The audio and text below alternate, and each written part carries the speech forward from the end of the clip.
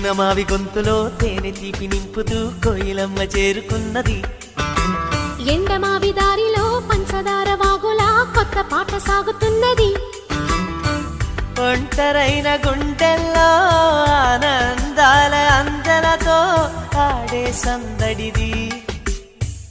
అల్లి బిల్లి కాంతులతో ఏకాంతాల చీకటిని తరిమే బంధమిది.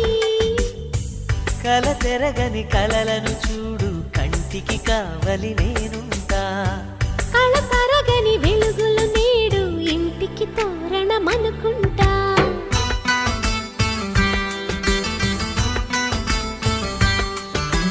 కన్నులలో గిలిలో వెన్నెల విరిసింది. చల్లని జాబిలితో స్నేహం